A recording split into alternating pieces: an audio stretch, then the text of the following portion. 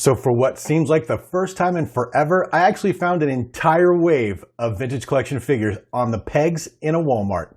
Come on in, let's take a look at them.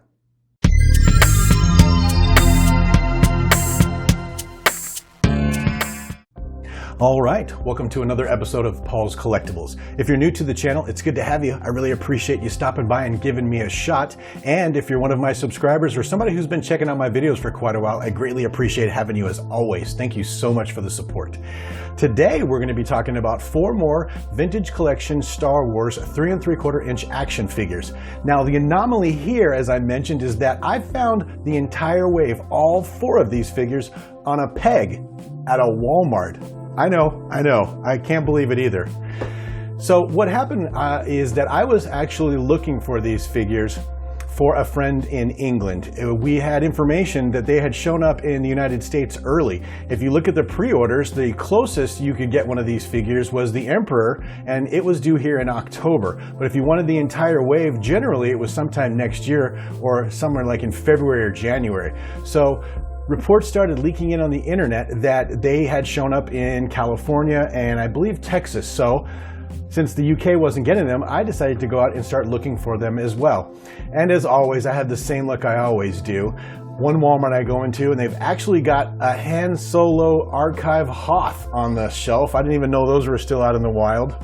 I was able to find a whole row, like 7 or 8 of the Princess Leia 50th anniversary figures at one store, and I'm starting to get discouraged at this point like I always do. And this is why, frankly, I don't go looking for figures in the stores anymore, because you just can't find them, and if you do, they're all trashed.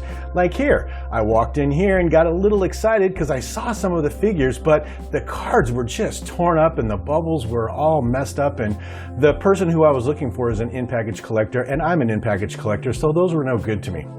And then pictures started coming out of Walmarts just completely stacked with pegs and pegs of this new wave, so I kind of stepped up my game a little bit, and I was smart. I took Mrs. Paul's Collectibles out with me to a Walmart that's like 30 minutes away on the other side of town from us. She's my good luck charm, and sure enough, I walked into the Target over there and I couldn't find anything. It was empty, but we walked in to the Walmart right down the street and there were 2 pegs jam-packed full of the entire new wave, multiples of all the figures. Some of the cards and bubbles were trash, but I was able to tear through and find 4 to 5 good examples of each of the figures that I was looking for.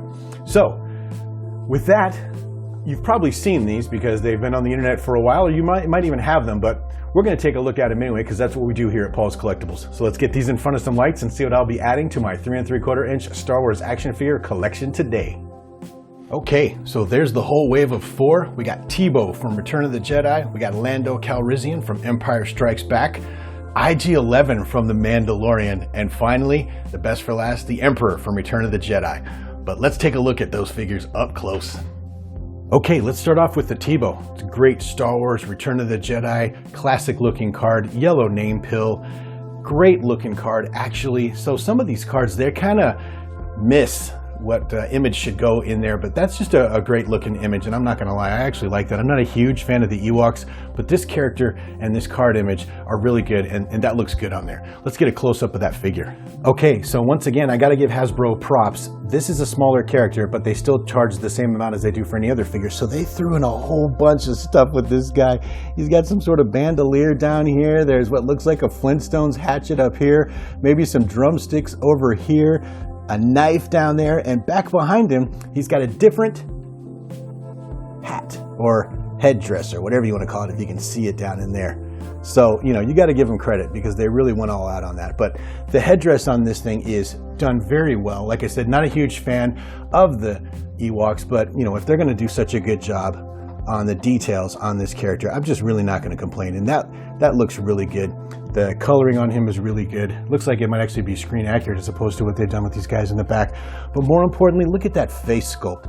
Such a good job. Even if you don't like the Ewoks, you have to appreciate the craftsmanship that went into that. And that's actually a really good figure. The only thing I would like to have seen were some relief colors on this headdress to kind of make it look a little bit more in-depth and a little bit more real. Right now it looks a little too rubbery, plasticky, but that's really the only complaint I have about this figure. And he is VC207. Next up, we got Lando Calrissian, one of the slickest guys in the Star Wars universe. This comes on that classic Star Wars The Empire Strikes Back card. He's got an orangish name pill, orange back, and that, once again, that's another beautiful image of the character inside that bubble.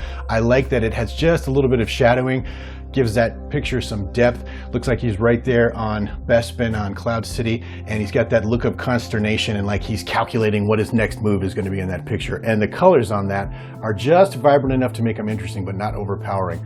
Love the card back. Let's get a look at that figure.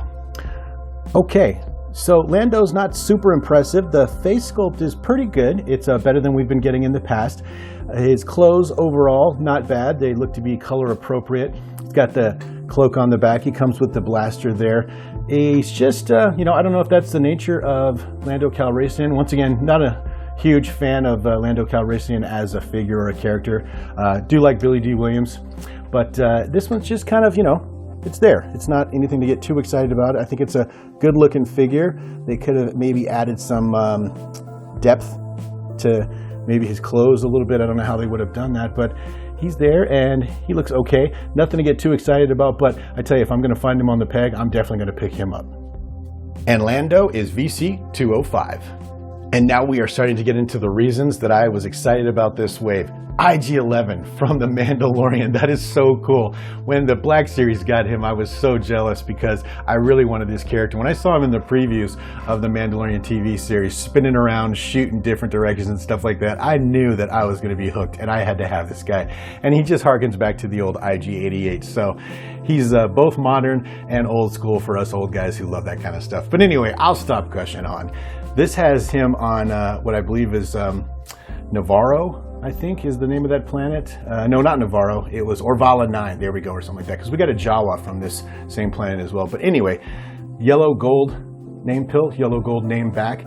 And there's the desert-like mountains and things in the background of that scene. And that, once again, is another good picture. That looks like it's a direct screen lift. It doesn't look like it's been edited again in any sort of fashion. And I just love that, you know, it's just him standing there, staring you down, ready to get that bounty. So that captures his essence perfectly. And I think that's a great card back once again. We got so lucky with this. Let's get a good look at that figure. So as far as vintage collection figures go, this guy is really tall, really big compared to the rest of them. But I mean, he's your typical standard IG unit bounty hunter droid. And I got to be honest with you, they did such a good job on this character. There's so many little details. The little teeny fingers, comparatively, they look like little crow's feet or something like that. All the wires running down his legs. All of the detail, the belt across here. They've got the extra colors, as you can see on the card over here. He's got some, looks like some copperish colors in him. The painting apps on his head. I mean, I'm just not going to complain about this character in any fashion. They did such a good job. It looks really awesome. And as you can see, they've got the two different size guns that he was carrying when he was first introduced in the series. And just, I mean, wow, they did such a good job on this guy. I tell you though, I've seen information that he's super rickety and super delicate. Now, I don't take these out of the package, but if you do, I understand you got to be really careful with this guy because his arms and I think maybe his legs or something break, and it looks like those fingers would break off really easy as well. So if you're going to be posing him, take it easy and go slow. But man, what a great character to have. I'm excited to put this guy in my collection. And IG-11 is VC206. And last, but certainly not least in any fashion, the Emperor from Return of the Jedi. And as far as I'm concerned, this is the standout figure in this wave. As much as I loved IG-11, this one is just great. This is the whole reason to get this wave, if you ask me. As a matter of fact, this is the only one I actually pre-ordered, but since I found them all on pegs, I picked them all up. But anyway, beautiful deep green name pill, beautiful deep green back to the card there. That's a wonderful scene from the Death Star. This image, once again, captures the Emperor perfectly. He's got his finger up as if he's wagging it at Luke, telling him how much he doesn't know about the Force. What a great look of consternation on his face. Scheming and scamming. What a great card back. Love it. It looks like there might be a little photoshopping around here just to crisp it up a little bit, but overall, great, great card. Let's take a look at that guy up close. Okay, first of all, I got to just start off and point out the obvious. Look at this terrifying face on this guy. My goodness, the red Sith eyes, the demonic teeth, that horrible smile of his, man, this is the kind of character that'll give you nightmares if you're not careful about it. Wow, look at that. That face sculpt is just off the charts. I love it.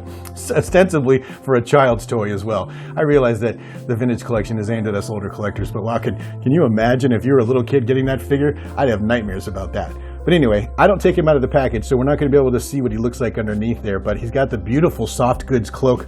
And I think what's most important about this is to point out at the bottom of the hood here, it flares out. And I think that's very characteristically the Empire. And that's the most important thing they did on that cloak. And it gives the hood a little bit of depth, a little bit of width, and makes it look so much more screen accurate. And they did such a good job on that. Now, the interesting thing about this is that we don't normally get this kind of stuff. But as you can see, he comes with these two hands right here. But as I move him around, you can see in the back there, if you want, you can switch out his hands for this one. Let's make sure it's focused. For this one right here, and then there's another one on the other side that have the lightning coming out of them, and he's got his cane on this side as well. So if you wanted to, you could really recreate that scene with different sets of hands, and that's kind of a rare thing for the vintage collection. They don't normally give us accessories for switching out heads or switching out things like his hands and things like that. But wow, what a great character. And you know what, I'm going to be weird. We'll just look underneath there. Yeah, you can't see too much underneath.